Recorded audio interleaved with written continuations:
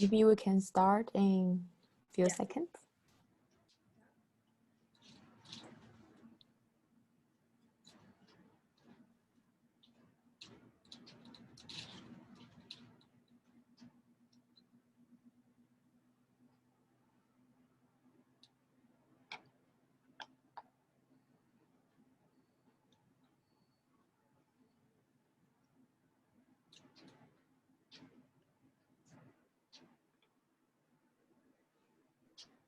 All right. Hi, everyone. Thank you for joining today's Parasite Paid Student Visit. I'm Anqi Li. I'm the Curator of Education and Public Programs. And today our guest artist speaker is artist Yim Sui Fong. Sui Fong, would you like to say hello to everyone? Hi, everyone. Thanks for coming for the video studio visit.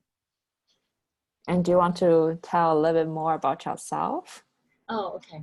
I'm Sui Fong, and I'm a visual artist based in Hong Kong. And today I will share a few works about my practice. And then actually my creation is more about the study about my worries, doubt, or some crisis that I'm facing. So I will use various mediums to respond to the issue, and I'm going to share more later. Yeah. Lovely. So Sui Fong, shall we start your first project you want to share? Okay, let me share the one first. Yeah, and to let everybody know, today we're going to have the first 45 minutes or so on Sui Fong's presentation, her works, and then in the last about 15 minutes, we're going to do Q&A. And if you have any questions, comments throughout the student visit, please type in the chat section. And towards the end, you also just unmute yourself and talk to Sui Fong directly. Yeah. Okay, so first piece of work I want to talk about is called The Man Who Attends to the Times. Okay, just like what I have said, so my work is studying about my worries, and then the first thing come to me is about the crisis of identity. So it's about the personal identity based on family, as well as how would I like to interpret Hong Kong histories. So, so as my parents didn't talk much about themselves, even I didn't know how they match each other. So I really want to know more about their past, and also take this chance to, as an angle, to know more about Hong Kong. So this project, The Man Who Attends to the Time, is supported by oil. You can see from the pictures here. Or I would call it the Oil Street Art Space. It is the former government supply department, or you can understand it as a government storage. So you see, even it is a heritage building, there actually isn't any photographs or official documentation of what life was like there when the employee living in the premises for decades. So the only record, maybe just the sign you see here, is saying staff quarters. So so that's why I want to make sorry. So that's why I want to make a project about it, because my father was working there for 29 years as a watchman or as caretaker of the storage.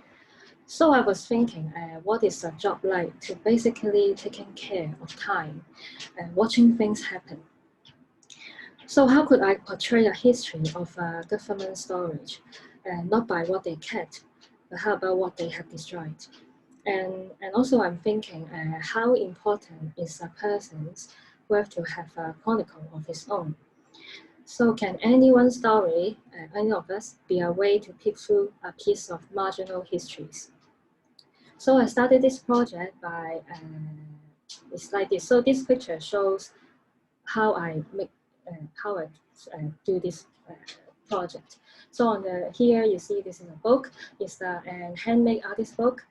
Then this book is divided by two parts. The first part of the book is investigations and investigation of me to interview the people formerly worked there, and also to collect all the fragments about the story of my father and also of the site. And on this, yes. Sorry, I want to ask you a question about the photos. So did you take all the photos, or did you collect those photos from different like resources or family albums or? Yeah, the first half is from family album and from other online to talk about history of that. And you see here, this is for the second half. This is all the pictures I took, and this is printed on stickers, so I can freely edit the book. So I will talk more about the stickers later, and how I shoot this by cell phone and sometimes with the pocket camera. So, so as I said, this book have two parts, and I first started from the arrow sign as the cover.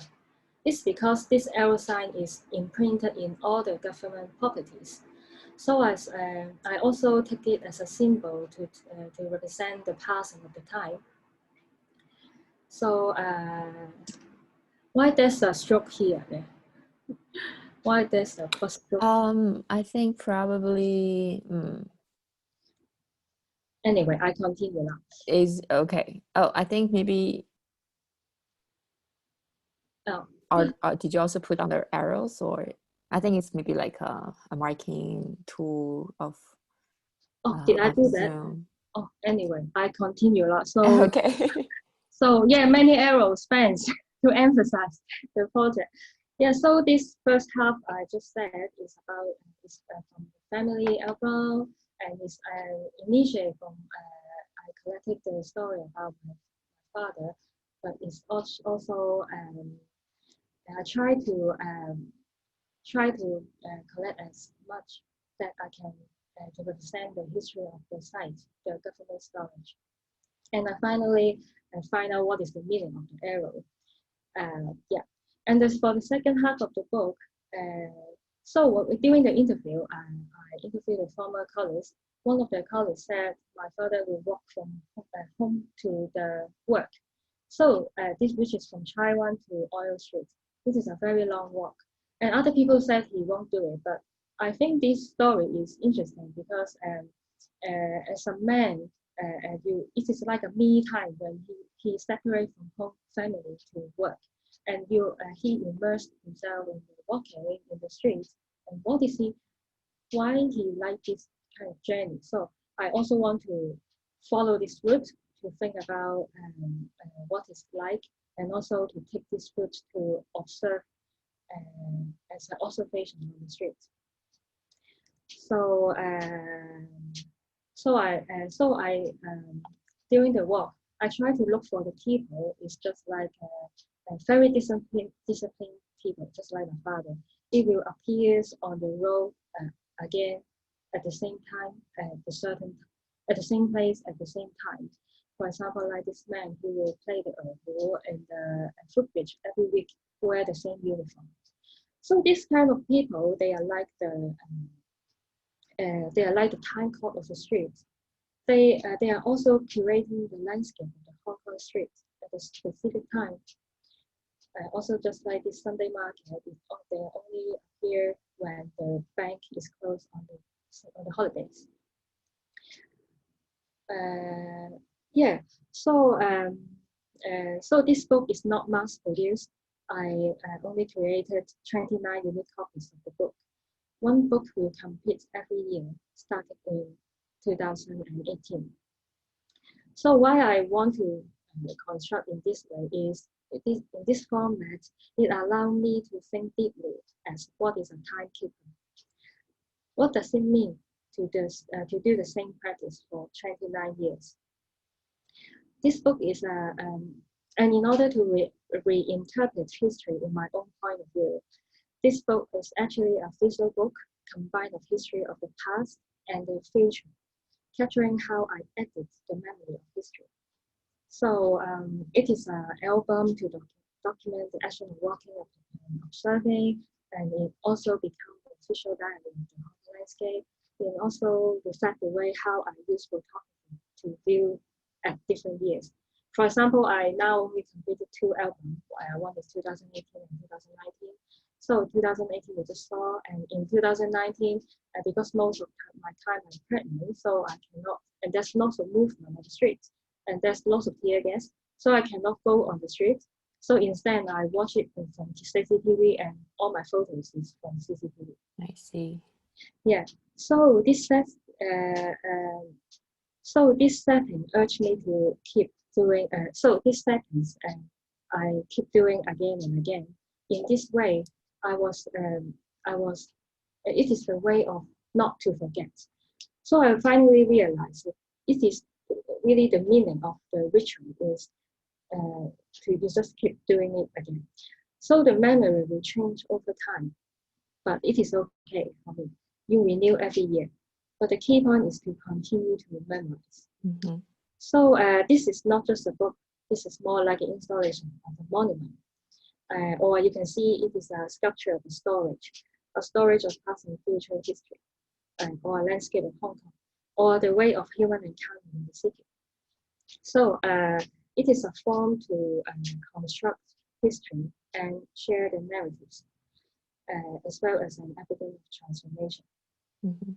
So you see, this is unique copy. How can I share the book with 29 copies, right? So, but during the pandemic time and this year in April, I was invited by Emily Bofino. She is a former professor at SCAD to ask me to share in her class. So then I developed a performative reading, this form, to distribute and share the book.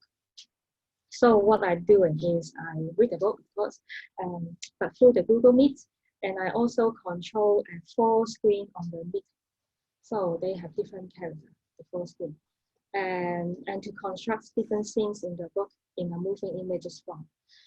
For example, I've mentioned the song in the 70s in the book, and also a man walking real time in the street, and also I'm reading the book at the same time.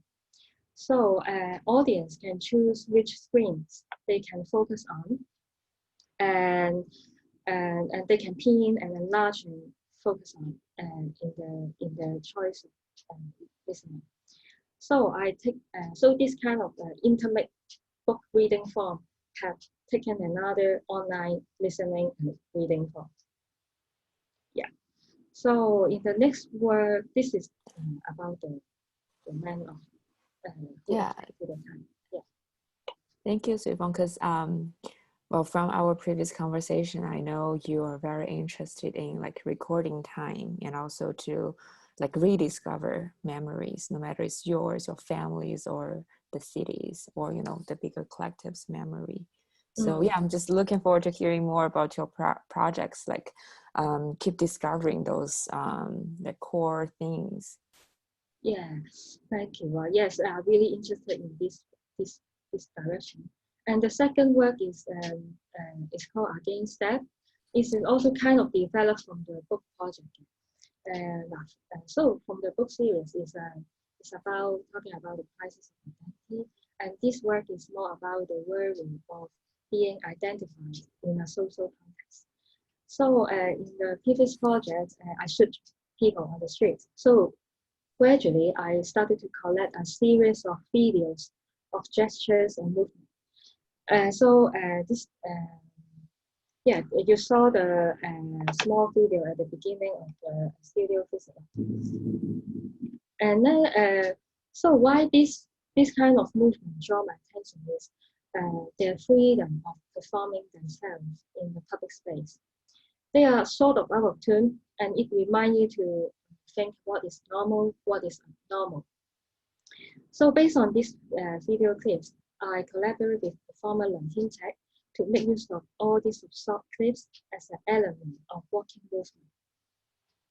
So here is my artist thing. Discovery on passing-by's unconscious movement or mental states, Yim transformed them into a physical practice in response to the surveillance system through get identifications. It worked, this identification works by recognizing human inertia and limb movements. Yim suggests against that, which constantly conduct an identified conscious stance of resistance to avoid identifications.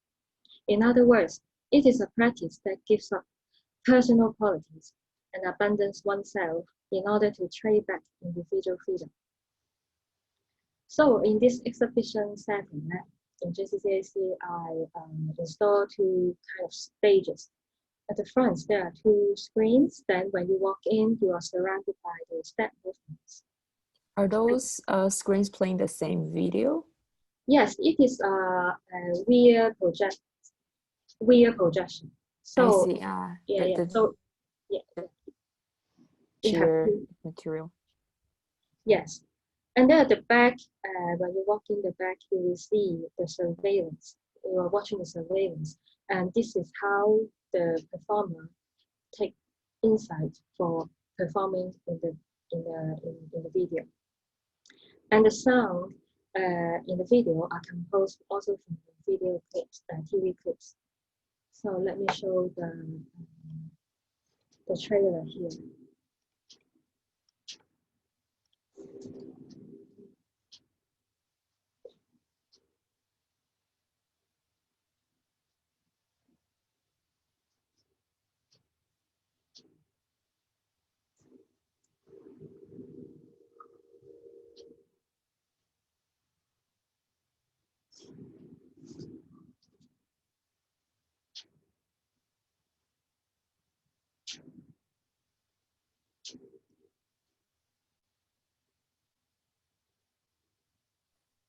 So if we cannot really hear the music from the video. Oh, really? Then how about now? Yeah. Yes, we can hear now.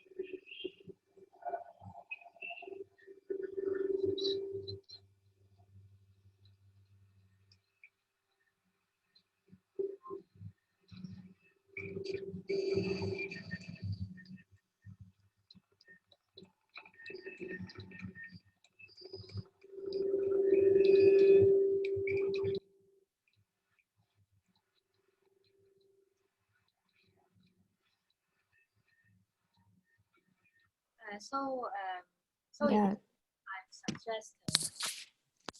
I'm suggesting to have such practice as the social contact. We can we can all. Sorry, I should plug in the microphone. Can you hear that? yeah, I can hear you. So this piece I'm just suggesting we have such practice as a social conduct. So we can all practice this in the public space in order to Yeah. protect ourselves. Yeah. You show me pictures of you like organize dancers to choreograph together, right? Yeah. And can you also, before we talk more about like the following projects coming from this one, can you tell us a little bit more about the choreography here and also the stage design, like the Oh, lighting from above and also the unsettling music coming from it, from the oh. background? So the process is I collect all these short videos and I invite Teen Tech to perform with this kind of as an inspiration from the clips. And so we are talking about to do a catalog of walking and all sort of.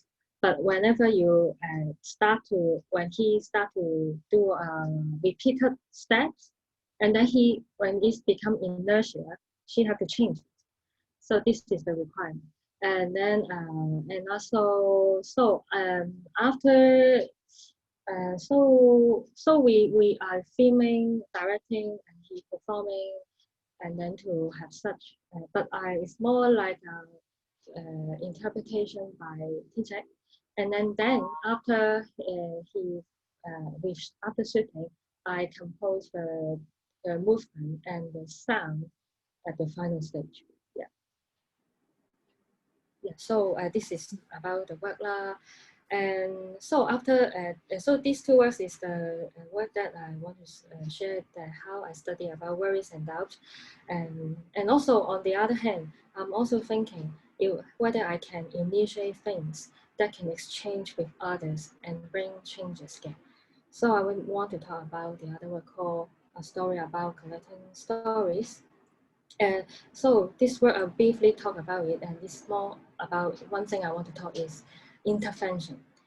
So from this work, I want to show how I initiate to make the mundane daily story becomes a piece of one day local histories.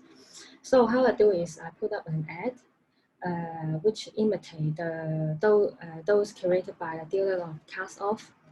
And in Chinese, it say collect by your stories, and in English, called say collect by histories.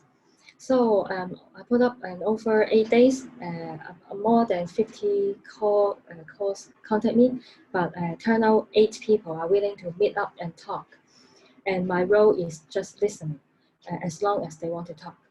So the stories they tell me are mostly about daily feeling and personal happening.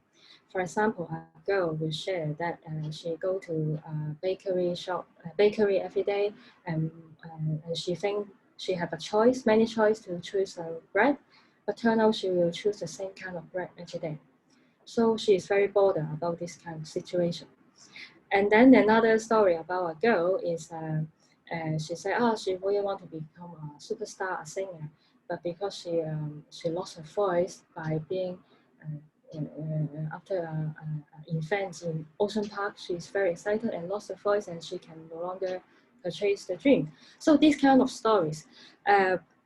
So for me, what their story is about the sharing, the perplexity feeling by living in the city.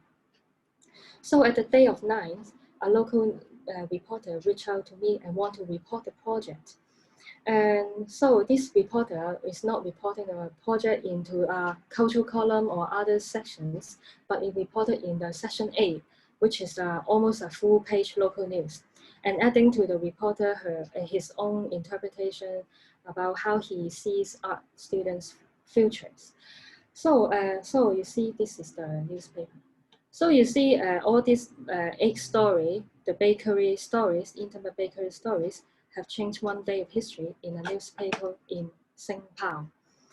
So what I want to say is by this proposal, it is an intervention of a piece of history, and how a small act can provoke a change.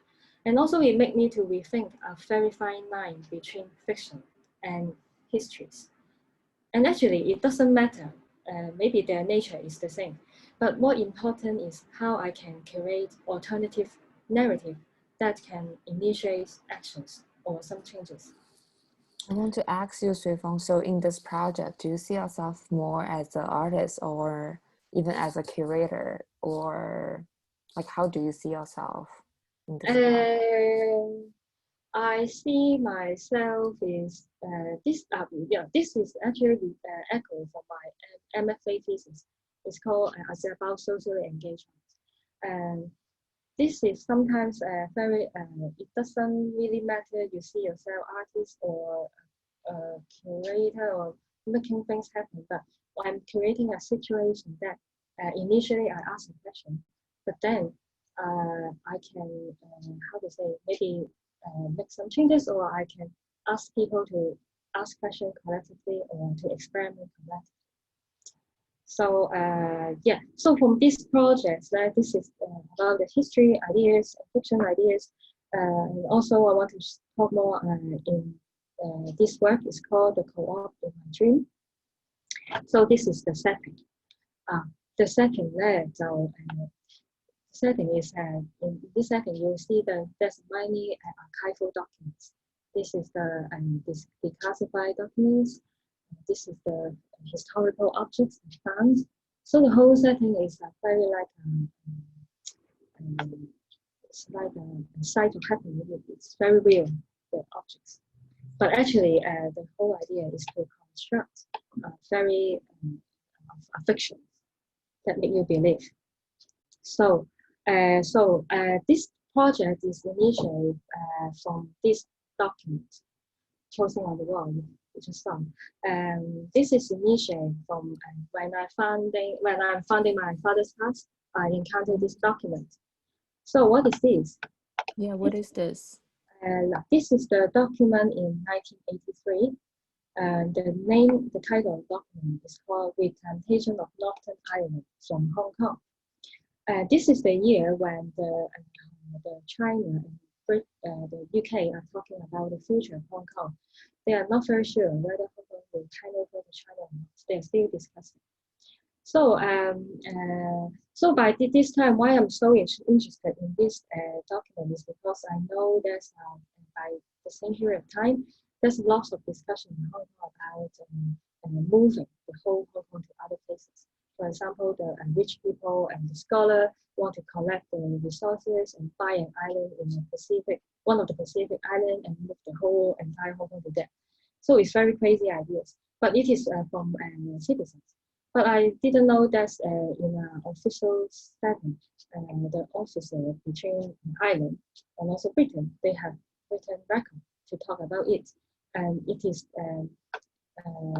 So I'm very interested in this document, and also that's why I asked a friend to get this record in the National Archives in UK, and this plan is initiated by a scholar in Reading University lecturer Christy Davis. And yeah, he said he believes that Hong Kong has no future on its present site, and most of the 5.5 million inhabitants should consider moving to a new city-state, which could be established between Corrin and Londonderry, which is in Ireland. And they are not just saying, they are also talking about into details. For example, in this document, they will say, oh, if we move the entire Hong Kong, shall we move it to an equivalent area, or it should be the same shape? So the same shape Hong Kong in Ireland. So I find, wow, very interesting, this kind of details. But they also have supporting cases to support the idea is they said that they have put in the pilot scheme that there are 50 Chinese families from Vietnam have been successfully abducted there. So I was very this document caused me a lot of imagination of there is possibility of different point of view, different point of view to make history happen. So I really want to make a fiction story to let people reimagine this piece of history. So how can I compose the story is I use all the real objects. And one of these objects is found from the abandoned site at cooperative building. This is also when I visit one of my father's old address, but I then find out it is a co-op building and it's left abandoned and I can free access. And I just go in and have a look, and they have left lots of the photos and slides, which are mostly in 70s and 80s. The photos on the left is from, documentation from other resources, right? No, it is the actual site. I visited. Oh, so you took the picture of it? Yes. I see. And also I found the contact list that is about this co-op building society. And then, so I'm thinking, I really want to know, because living in a co-op is a leaderless, it's not a government lead, it's more about self-initiation, and you have to follow to this kind of structure of the social form. So I'm very interested in how this kind of situation people live and feel. So because I see this contact list, so I try to contact the people and interview them. These have 6 digits only. This is also happening. This is also in 1983. So by the system now we have 8 digits, and so I added 2 more digits and try to contact them. But as I expect, most of them already changed to other people. But I can contact one of them. And these old Hong Kong people are very welcoming, and they say, "Oh, let's talk." And then I interview him to talk about his life. So I got all these objects to compose the story about because moving 5.5 million people to Ireland is very crazy. If a government, they must have some pilot scheme. So I imagine a small group of people, they are there to testify the system, and then they run the society by co-op. So this is the artist thing. The co-op in my dream points to a new form of prosperous life. The document by the National Archive in 1983 proposed that British government moved 5.5 million Hong Kong people to Ulster in Ireland. Yim dreamed about the housing and living system of these immigrants operating in the form of cooperatives, which inspired by current leaderless structure of anti-extradition law amendments bill movement. Yim recreates an alternative fiction story based on found objects from abandoned co-op housing in Hong Kong. Recorded public use, official letters, the ideas from the declassified document, and the mobilization method of the movement. She sees such imagination as a form of active actions and a way of resistance to reinterpret moment in history. However, this proposal of a more ideal life is based on the fear of Hong Kong's futures. So what I'm doing here is that this exhibition is held at the 2019, September and October. So this is the situation when every week we have protests, or even every day in different districts we have protests.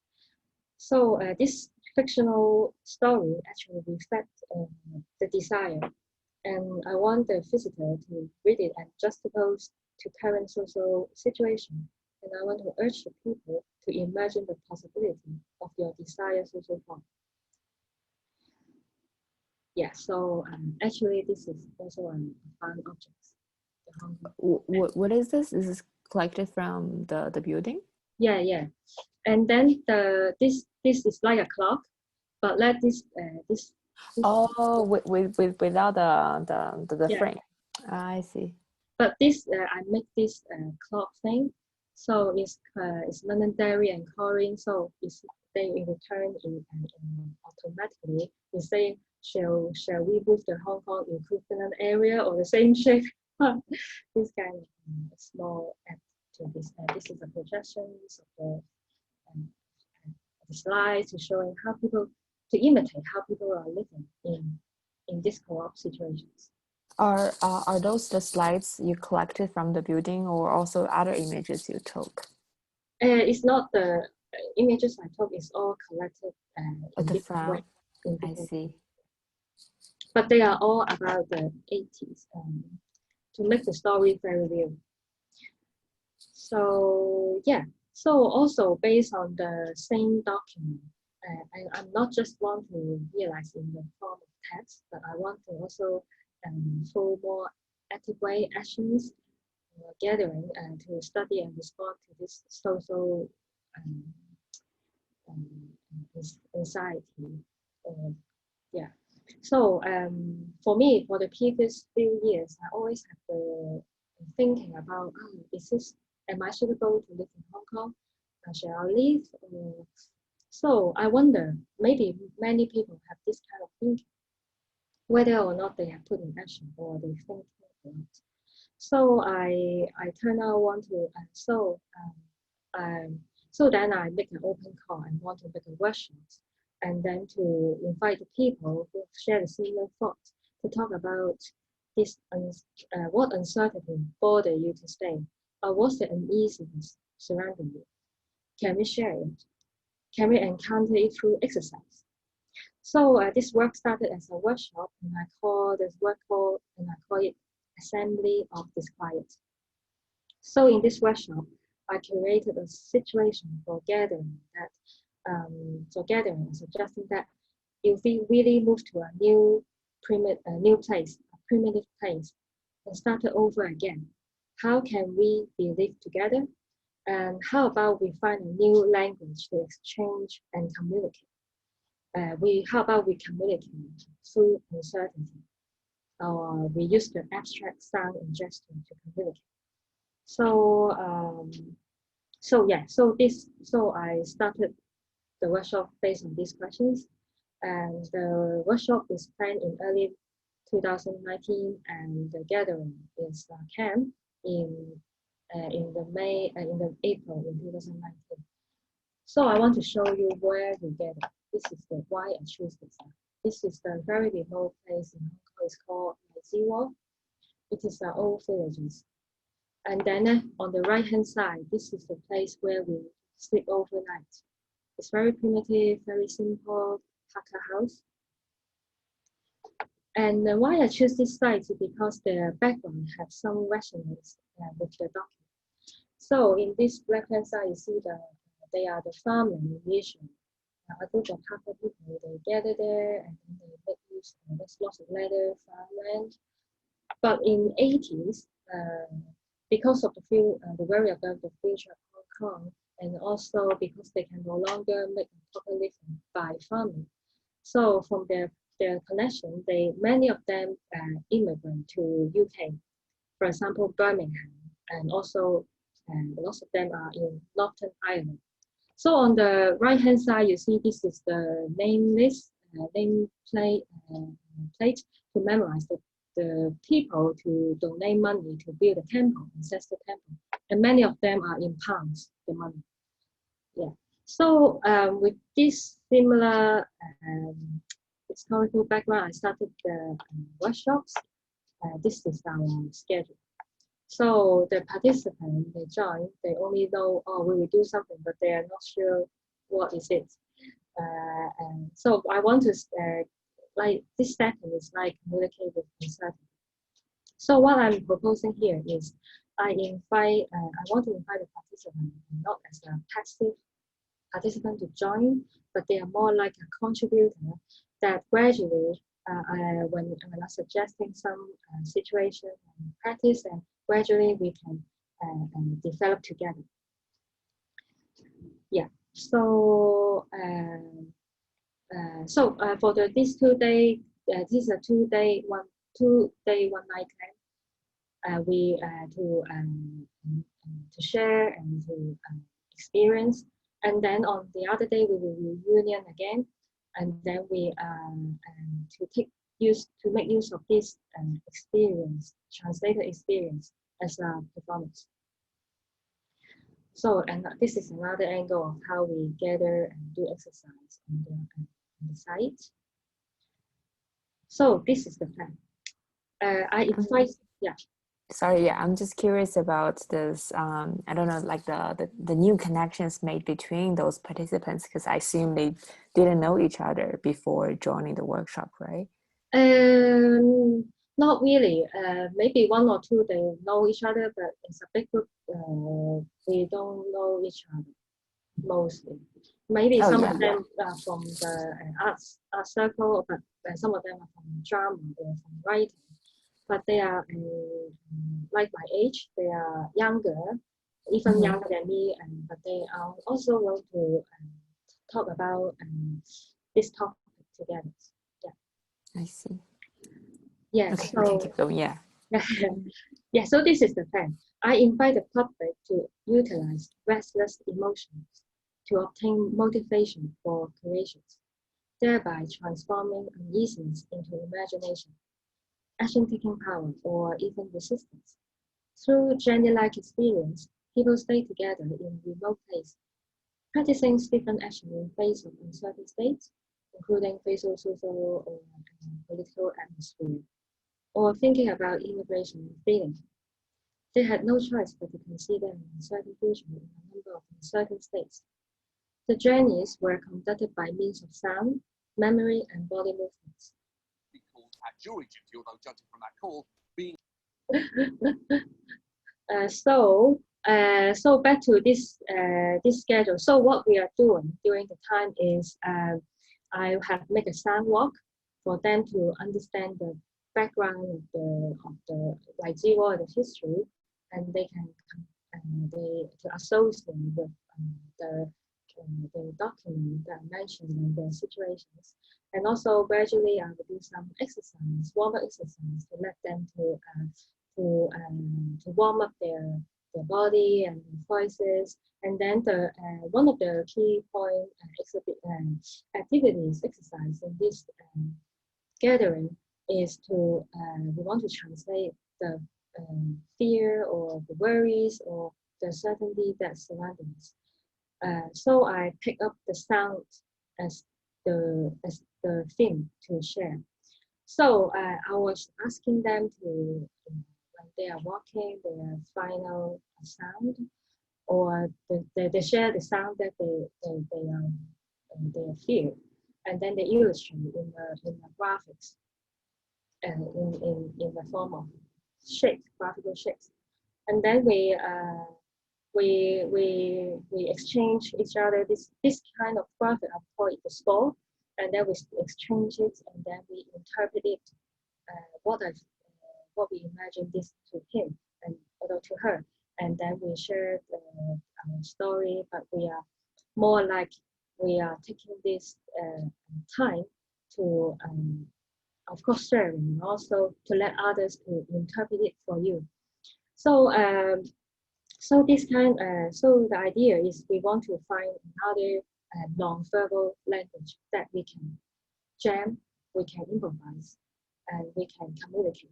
So then so after all, we use this kind of score, the sounds, and improvise it as a movement and sound. And we are then kind of like celebrating this kind of uncertainties and worry and into the form of dance and song.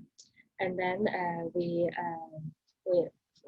eventually we make a collective voice, and then we treat it as an anthem or the nation song to dedicate to this group of people, to this group of gathering. Yeah. So so this is about the camp, and then when we meet again, I take this meet again and performance as a chance to enjoy the language that we have developed. So and then we use these goals to improvise with others, to jam and play and taking time together and to perform. But I'm not really taking it as a performance. It's more like a collective act, and for this temporary group of people. So this is happened in Hut House. It's very big, and then we make the whole land, the whole ground to make the score. And when we walk over it, we can make voice according to the scores, and to make the the collective movement. Yeah. So so this is the score of the nation song.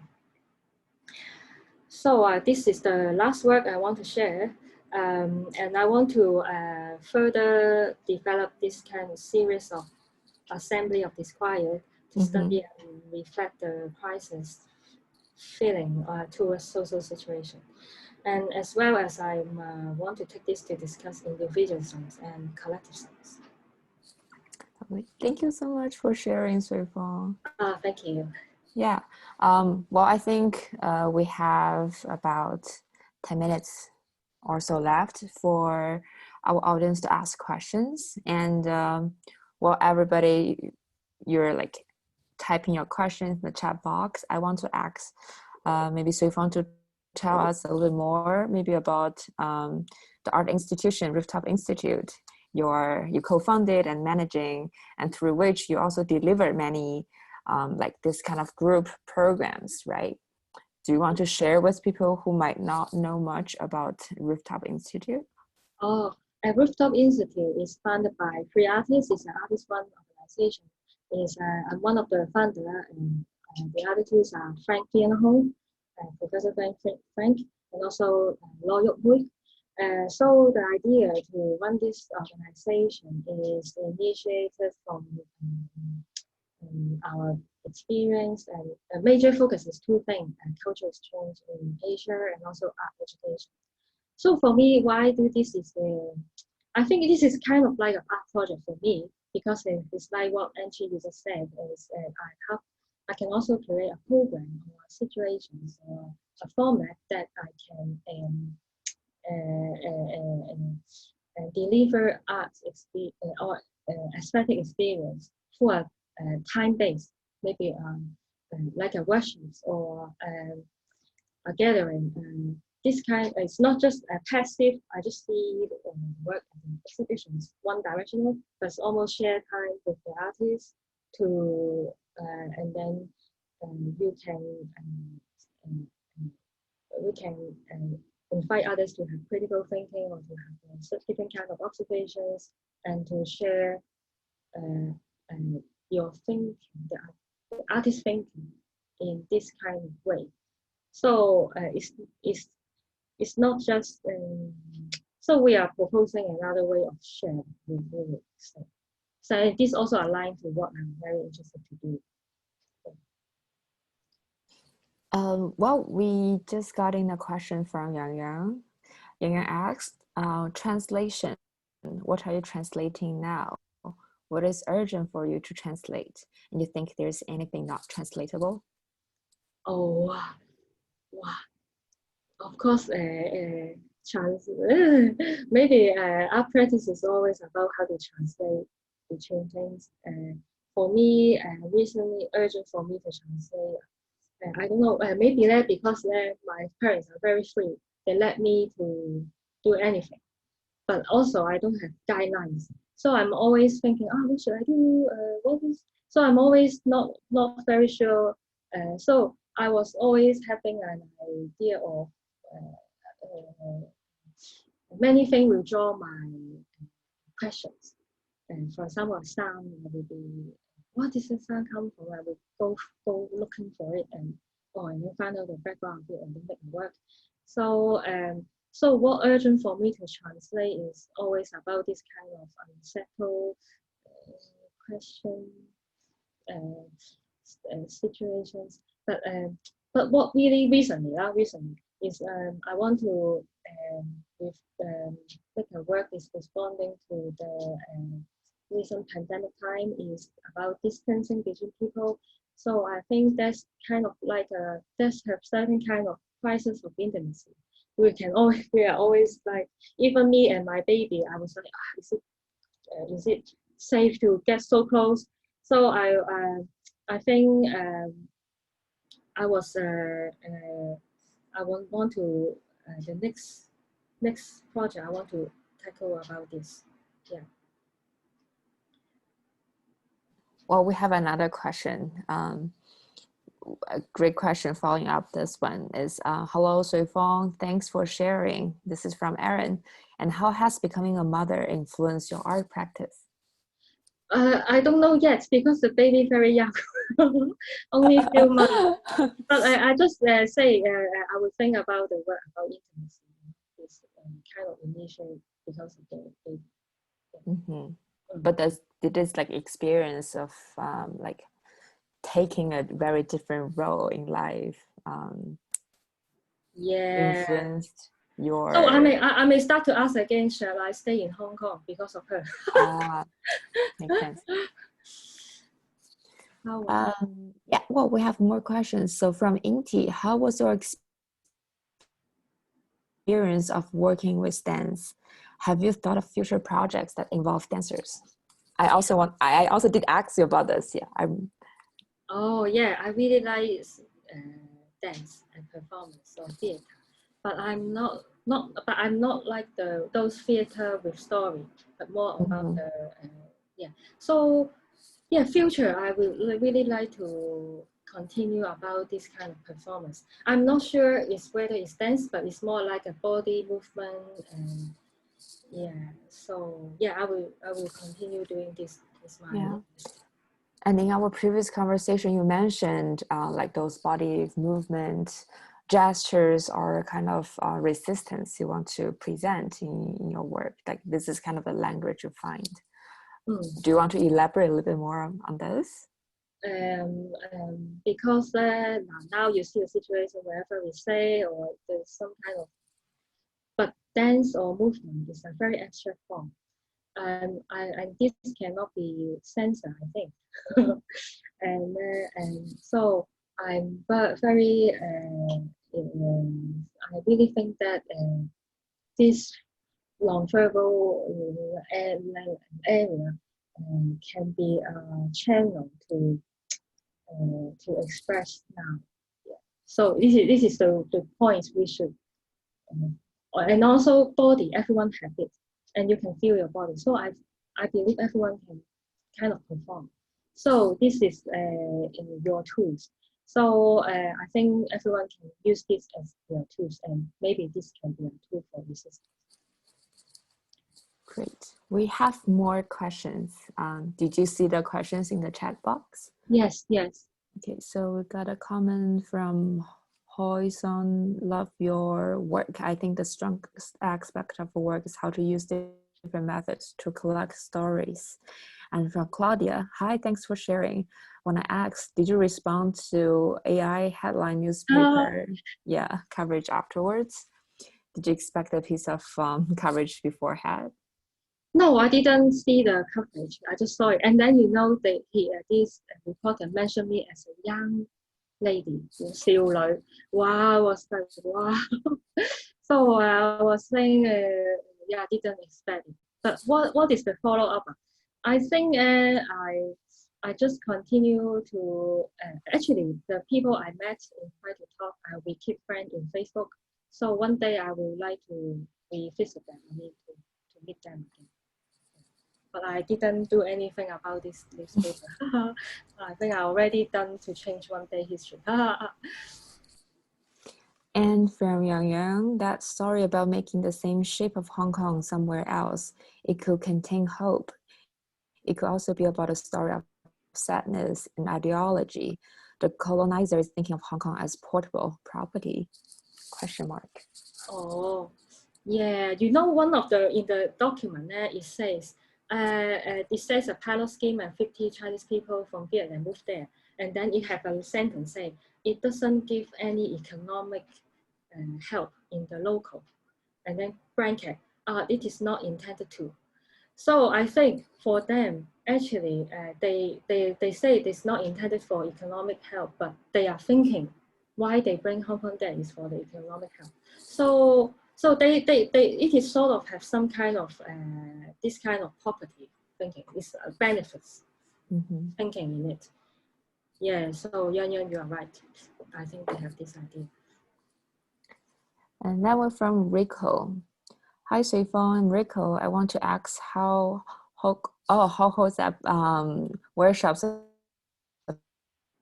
affect your art practice and the point of view on socially engaged art. Yeah, so for the assembly of this quiet, this is because of the project, I initiate this project. So I think this really affect me as a way is I really believe that workshop is another kind of deliver art experience. Yeah, so I think this is one of the key points.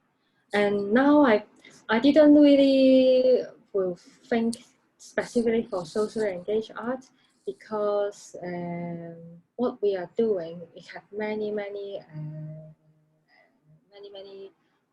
dimensions, and then when you touch upon the society, the social aspect, it can be many things, but not. I will not classify now to think, oh, is this a social engagement or not?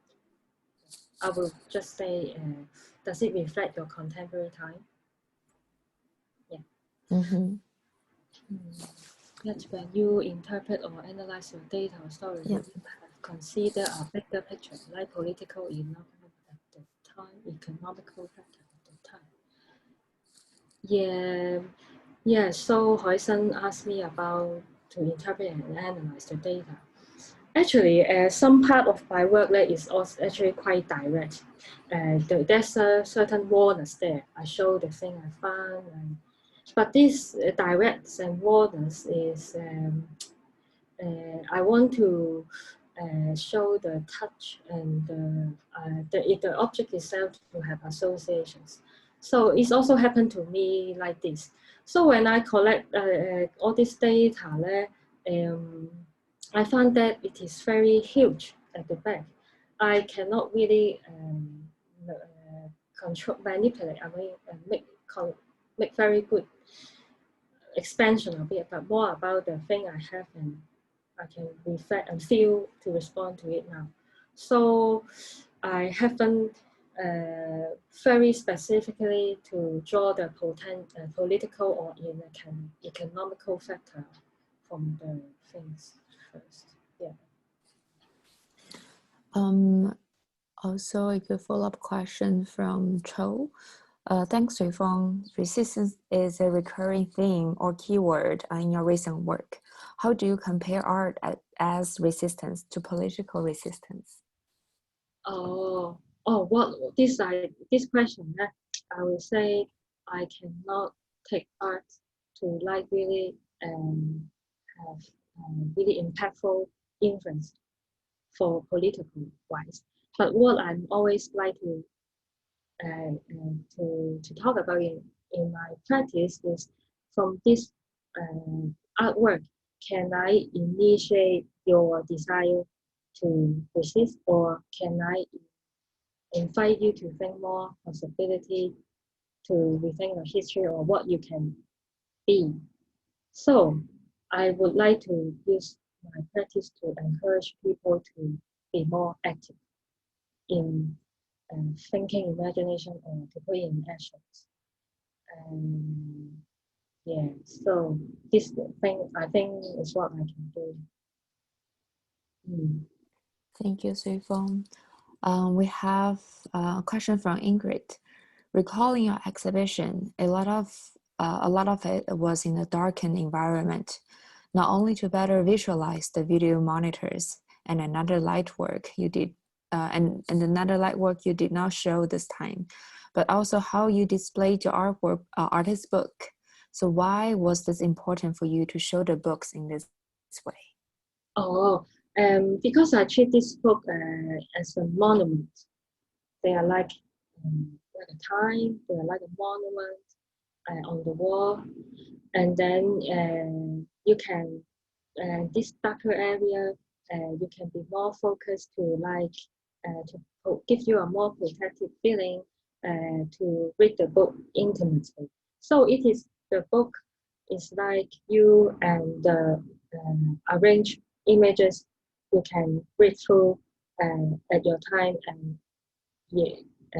So I want to curate this kind of intimacy for reading the book and feeling the monumental setting of it. Yeah. And also to recall for JCCAC, the environment it's very difficult to handle if any artist went there. When you put things darker, then the space will look much better. Another common sharing from Yang, to confront difficult feelings and to offer this need as shareable with others is to take the risk of making the artist's vulnerability naked. You've been very generous in being open to that. Thank you, because it's my need. Yes. Lovely. Do we have any questions from the audience? You can also just unmute yourself and talk directly.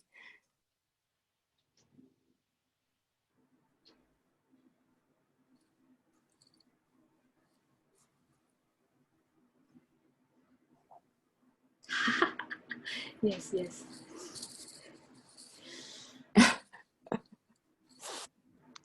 And also, while we're waiting, Sui Fong, anything working on right now you want to share with everybody? You also, if you are also want to like call for us to participate in any of your upcoming workshops? I am preparing a joint exhibition also in JCCAC. Is invited by Andrew, and then it is exhibition. And the space I'm working is a 2-4 space, and then I want to make it into a performance box. So I invite people. I'm not very sure if I set up nicely or not, but I invite everyone can go and perform. This is about Creative Commons. It's about the discussion on the 西洋菜街. There's a street in Mong Kok. There's lots of people perform there and make money. but there's a lot of discussion what is performance. So I want to take this background because the exhibition is about now. So I want to invite every one of you to go there and to play around the space. And when can we expect to get involved? The end of September. Oh, very soon. That's the way you engage community and artistic form. Oh, maybe I'll read it again because later in the recording we won't see the questions. So does the another question from Cho in the chat box? Does the way you engage community as an artistic form of exercising a vision of utopian society? RMB, once you mentioned something like, I remember once you mentioned something like communitarianism. Yeah, this word is the new word for me. I'm interested and still studying it. And yeah, I think because I think art or this kind of setting to invite people to join, we all expect like we are have a temporary short time of gathering that we are kind of utopia, but it's temporary. We stay together for goodwill, to share or to experience, to explore the new something new. So yeah, this is maybe a version of utopia society, but it's very short, very. But what I really want to propose is whether from this short gathering I can experiment certain kind of coexistence method, like other language or like other form of exchange.